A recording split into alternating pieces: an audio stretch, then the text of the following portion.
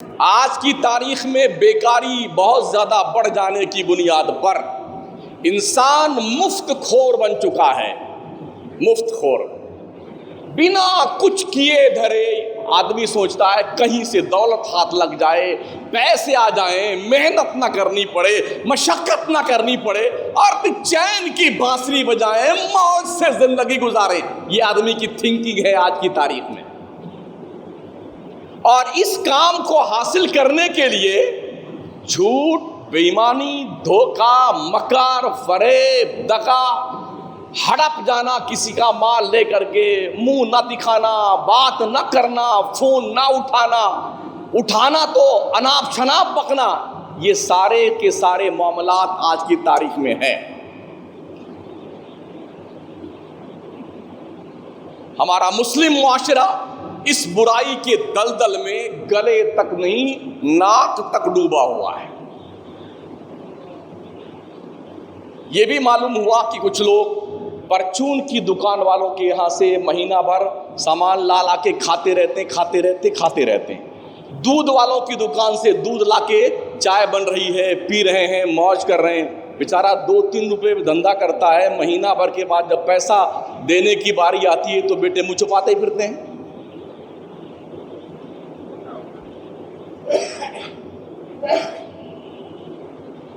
یہ دیکھنے میں آیا، معلومات فراہم کر کے پھر بولتا ہوں میں، دھیان رکھنا۔ ہاں،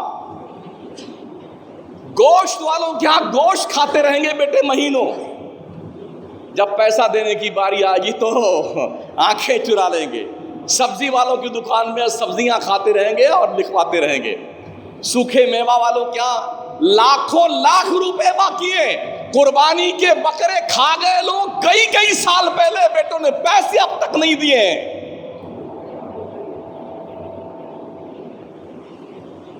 کس دنیا میں جی رہے ہیں آپ؟ جھانسا کیا دیتے ہیں، مہینہ پورا ہونے پہ سب آنا پائی کا بھگتان کر دیں گے۔ آپ بھی سوچتے ہوں گے مولانا کو تو نماز روزے کی بات کرنی چاہیے، یہ تو ہر مسلمان جانتا ہے کہ مسلمان پہ نماز فرض ہے نا؟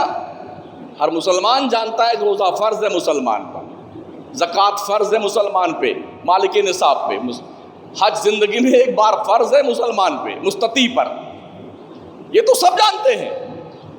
لیکن دنیا کے اندر جو آپ کی زندگی گزر رہی ہے معاملات کی، اسی لیے آقا فرماتے ہیں کسی کو جاننا چاہتے ہو نا، اس کے ساتھ سفر کر کے دیکھو، تمہیں اندازہ ہو جائے گا اس کی کیٹیگری کیا ہے۔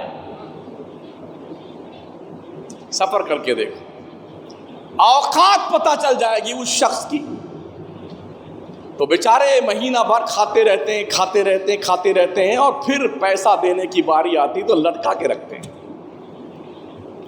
پریشان کر دیتے دکان والوں کو، ہوٹل والوں کے یہاں پکے گوشت، چکن چلی، چکن برا، مٹن قورمہ، کرپسی فرپسی سب کھاتے رہیں گے بیٹے، اور پیسہ دینے کی باری آئے گی تو بیچاروں کو ایسا رلاتے ہیں کہ اس کی نانی یاد آ جائے روتے روتے۔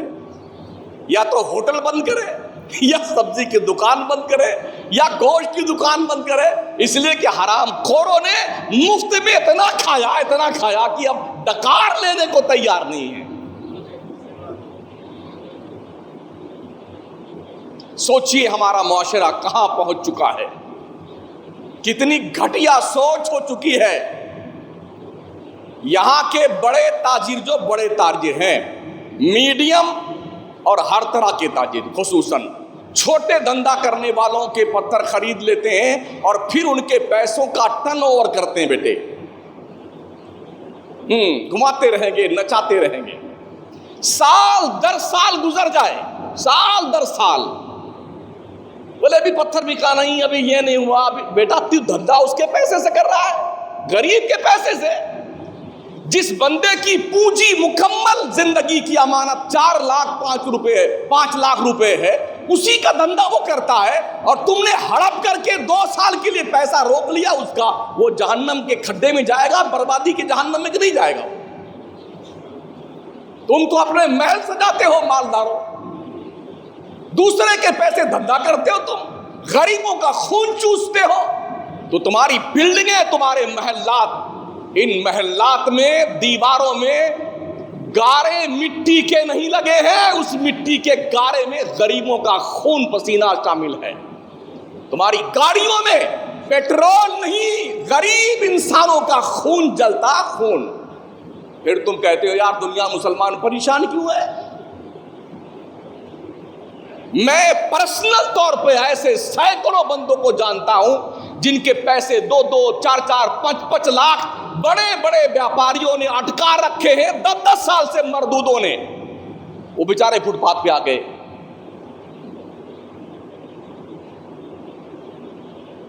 بولتے اس لیے نہیں، جھگڑا کیسے کریں؟ بات بھی صحیح ہے کہ ہم جھگڑا کریں گے، بھی غریب آدمی تو کیسے جھگڑا کرے گا؟ اس لیے کہ جھوٹوں کے حمایتی زیادہ ہوتے ہیں۔ جو آدمی جھوٹا ہو مگر بڑا آدمی ہو تو اس کے ساتھ بہت سارے جھوٹے بن جاتے ہیں مردود لوگ۔ ایک سچا آدمی اپنی سچائی ثابت نہیں کر سکتا ہے ان سینکڑوں جھوٹوں کی منڈلی کے بیچ میں۔ جس دور سے ہم گزر رہے ہیں نا، وہ دور اتنا خطرناک دور ہے، تو غریبوں کے خون چوس کر کے لوگ بزنس کرتے ہیں، غریبوں کا پیسہ ہڑپ کر بیٹھے رہتے ہیں، اور پھر قسطوں میں دیں گے اسے، وہ پیسہ پتہ نہیں چلے گا اس غریب کا گیا کہاں بیچارے گا۔ کبھی جا کر کے کشن گڑھ بھی جا کے دیکھو نا دھندا کیسے ہوتا ہے، راج نگر میں جا کے دیکھو دھندا کیسے کرتے ہیں۔ تم اپنی قوم کا خون چوستے ہو ظالموں، تمہیں ہوا کیا ہے؟ وہ لوگ 2 روپے 5 روپے 10 روپے کے منافع پہ دھندا کرتے ہیں مگر کسی غریب کا خون نہیں چوستے ہیں وہ لوگ۔ معاملات ٹھیک کیجئے، معاملات، ورنہ یہ داڑھیاں، یہ ٹوپیاں، سجدوں کے نشانات تمہارے تھوپڑے پہ پھینک دیے جائیں گے، یہ دھیان رکھنا۔ غریبوں مظلوموں کی آہوں سے ڈریے، یہ مصطفیٰ نے فرمایا ہے، اس لیے کہ مظلوموں کی آہ میں باب اجابت الہی کے بیچ کوئی فاصلہ نہیں ہوتا ہے، اس لیے آہوں سے ڈرو مظلوموں کے۔ ظلم کرنا بند کر دو غریبوں پہ، انسانیت کے ساتھ، شرافت کے ساتھ۔ مالداروں اپنی اوقات میں رہو اور غریبوں کو خون مت چوسو، ان کا پیسہ واپس کر دو۔ میں نے یہ بھی کچھ دوستوں سنا،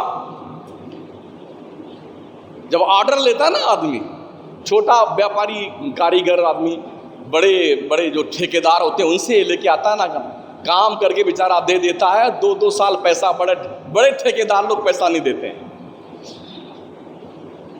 آپ اس کا انکار اس لیے نہیں کر سکتے ہیں کہ میں بھی اسی شہر میں رہتا ہوں، سمجھ رہے ہیں؟ ہاں، میں ان بندوں کو لا کے سامنے کھڑا کر سکتا ہوں جن کے ساتھ یہ حالات پیش آئے۔ 2-2 سال سے پیسے نہیں دیے بڑے بڑے ٹھیکیداروں نے، جن کی ناکیں بڑی اونچی ہے کم بختوں کی، بدبختوں کی، مگر ان بدبختوں نے غریب انسانوں اور مسلمانوں پہ ظلم کر رکھا ہے، ظلم ڈھا رکھا ہے۔ معمولی پیسے کے منافع کی بنیاد پر آدمی کیسے بھی کر کے اپنے بچوں کا پیٹ پالتا ہے۔ بدبختوں نے اپنے عیاشیوں کی سیر سجانے کے لیے غریبوں کے خون پسینے کی کمائی کا مس یوز کیا ہے۔ یہ کنڈیشن ہماری آج کی تاریخ میں۔ یاد رکھیں، مظلوموں کی آہیں تمہاری زندگی کی چولہے ہلا دیں گی، چولہے۔